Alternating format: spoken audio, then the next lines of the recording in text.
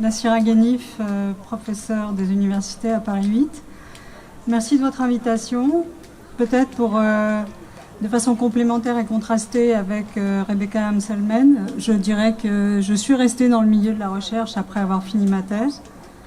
Je ne crois pas avoir été une exception, mais par contre, j'arrive à un âge de ma carrière, si j'ose dire. Je ne sais pas s'il faut parler en termes de carrière maintenant, désormais, au sein de l'enseignement supérieur et de la recherche, où les attentes ne sont pas personnelles, en fait. Je crois que j'ai épuisé à peu près toutes les attentes et tous les espoirs que je peux avoir dans le milieu de l'enseignement et de la recherche. Mais elles se projettent, en tout cas c'est ce que j'essaie de faire, vers les jeunes générations, vers celles et ceux qui vont nous succéder, qui vont me succéder, pour essayer de corriger, de mettre à bas toute une série de tensions et de faux semblants que j'ai rencontrés tout au long de ces années passées au sein de l'enseignement supérieur. La première chose qui m'est venue à l'esprit lorsque Marie Sonnette m'a proposé d'intervenir aujourd'hui, c'était qu'en fait l'enseignement supérieur peut être considéré, la recherche peut être considérée comme un bien commun qui est en péril.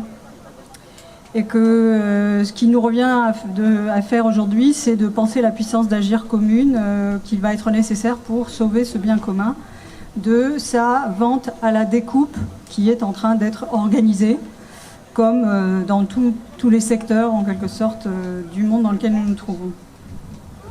Les systèmes s'expliquant à la marge, l'ESR est en passe de fournir une grille de lecture limpide, si des fois on avait des doutes, sur les prochains épisodes du Capitalocène, puisque c'est bien de ça qu'il s'agit, appliqué au savoir et aux libertés.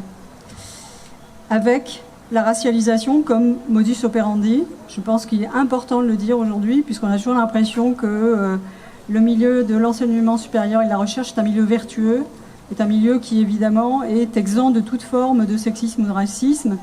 Or, il est important aujourd'hui de comprendre que c'est aussi un des modes opératoires qui va de plus en plus fonctionner si nous n'y prenons pas garde, là comme ailleurs, dans la société française.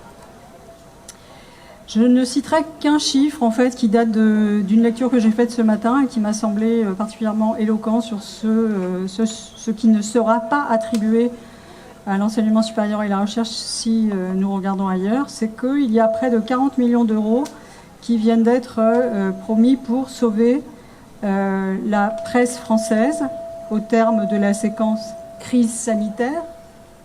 Il s'agit d'une pandémie et non pas de la énième crise qu'on veut bien nous inventer pour qu'on soit saisi de panique. Et qu'il y aura aussi 5 milliards pour la culture et les médias. Donc en regard de ça, combien vont être alloués à l'enseignement supérieur et à la recherche? Voilà, une question que je pose à laquelle je n'ai pas de réponse. Pour ma part, depuis que j'ai été nommée il y a maintenant 20 ans, j'ai toujours entendu parler, et notamment à partir de 2003, de coûts constants et de flux tendus. De coûts constants, c'est clair. Tout devait toujours être pensé en termes de coûts constants. C'était devenu une forme d'aliénation qu'on s'infligeait les uns les autres dans toutes les réunions, de fil en aiguille, d'année en année. Et jamais, faut-il le dire, je n'ai entendu de protestation massive. Sinon, on n'en serait pas là aujourd'hui. Si nous avions protesté plus tôt, et je m'inclus, les coûts constants auraient fini par devenir une obscénité, parce que ça a toujours été. Mais voilà, nous sommes aujourd'hui rendus, nous sommes là sur le parvis de la fac de Diderot. Nous sommes en petit comité. Je ne commenterai pas, je pense qu'il y a plein de raisons, mais ça ne veut pas dire que nous sommes seuls. Il y a sans doute plein de gens qui ne sont pas là, mais qui sont présents dans cette lutte. Et donc face à cela, il faut réussir à en finir avec les coûts constants et surtout ce qui s'est instauré à la faveur de ces coûts constants, c'est-à-dire les flux tendus. Qu'on peut aussi appeler la précarisation généralisée. Donc, beaucoup de choses ont été dites, je ne vais pas les reprendre ici. Pour ma part, j'essaie de raisonner par rapport à la façon dont, à la faveur de cette politique qui est instaurée depuis maintenant presque 2 décennies, il a été question de démonétiser les enseignants-chercheurs, c'est-à-dire de les priver de toute valeur intrinsèque, de les priver de toute capacité, en quelque sorte, à agir par elles-mêmes et par eux-mêmes, de les priver de toute forme de souveraineté et de les soumettre à un marché qui, en fait, a parfaitement fonctionné jusqu'à présent et qui n'a aucune raison aujourd'hui de reculer face à notre mobilisation. En tout cas, pas en l'état de la mobilisation telle qu'elle est. Et le dernier épisode de cette démonétisation, c'est d'exiger de nous que nous dématérialisions les enseignements. Alors on a dématérialisé les dossiers, les procédures, etc. Mais aujourd'hui, il va falloir dématérialiser les enseignements, c'est-à-dire disparaître de nos enseignements. Disparaître derrière une technique, une technologie, pour laquelle d'ailleurs on va allouer des fonds. Je rappelle que s'il n'y a pas d'argent pour beaucoup de choses, il y en aura quand même pour qu'on puisse dématérialiser les enseignements, comme par miracle. Et cette démonétisation, elle renvoie à une logique qui est celle du capitalocène, je l'évoquais tout à l'heure, mais qu'est-ce que c'est que le capitalocène dans le contexte de l'enseignement supérieur, de la recherche?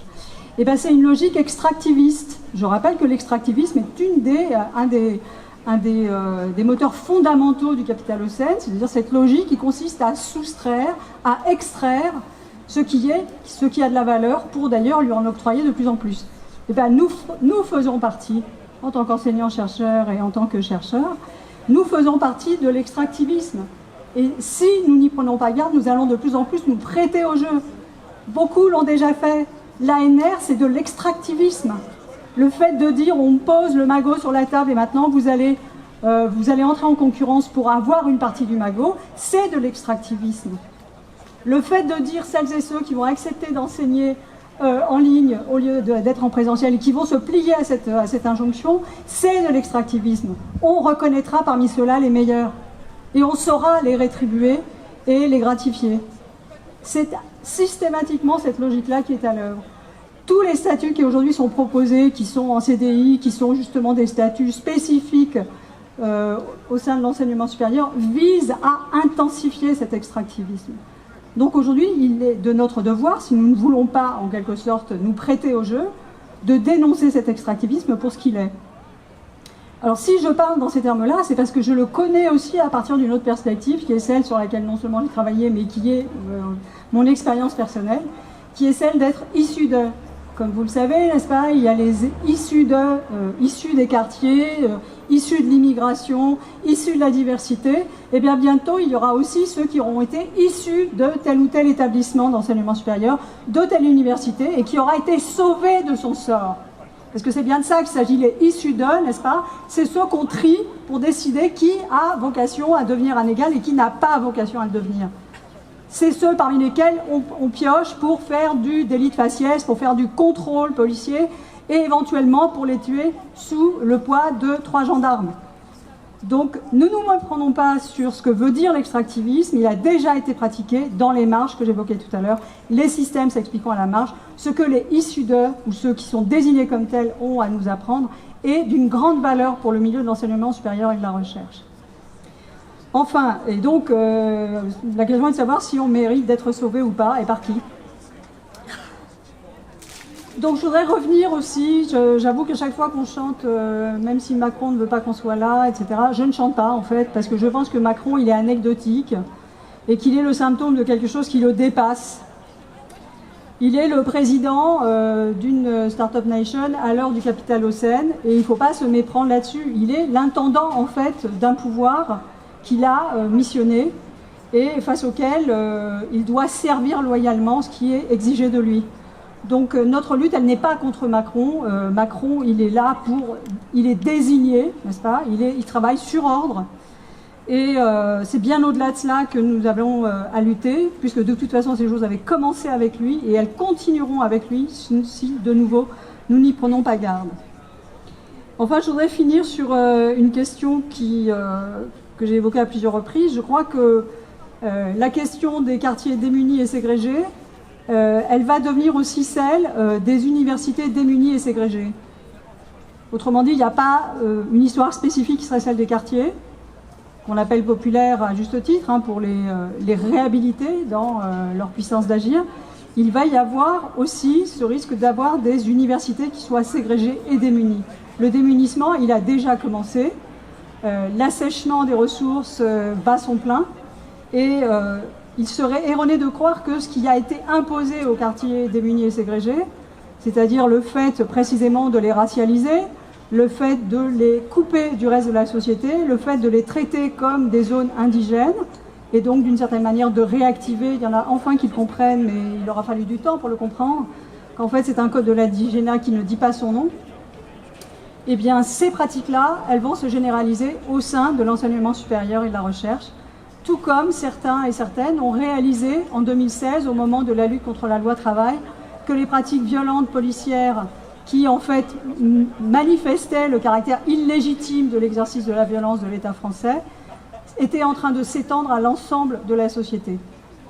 Il a fallu que ce soit des militants qui luttent contre les violences policières, qui n'ont pas cessé de s'élever contre le système police-justice tel qu'il s'est imposé aux racisés et aux populations racialisées descendantes et héritières de la colonisation et de l'esclavage. Il a fallu ce moment-là pour qu'on comprenne en fait qu'il n'y aurait pas de segment épargné au sein de la société française par rapport à la violence policière. Cette violence, elle n'est pas que policière, vous l'aurez compris, elle est institutionnelle, elle est systémique, elle est une traduction du racisme d'État. Et il y a une manière aujourd'hui d'exercer ce racisme qui s'étend sans aucune limite et qui continuera à s'étendre si toutes ces manières de comprendre la réalité française, toute cette lucidité dont nous sommes capables aujourd'hui, ne s'élèvent pas contre le système tel qu'il existe et tel qu'il va se développer au sein de l'enseignement supérieur. Il nous revient donc de ne plus être les complices de ce système-là, mais d'en être les accusateurs, les dénonciateurs. C'est notre responsabilité, pas seulement à l'égard des étudiants auxquels nous enseignons aujourd'hui, mais à l'égard des générations à venir qui voudront elles aussi enseigner dans l'enseignement supérieur et faire de la recherche. C'est donc au bien commun qu'il va falloir s'atteler maintenant, avec toutes ces grilles de lecture et avec toutes ces compréhensions que nous pourrons additionner et multiplier. Merci.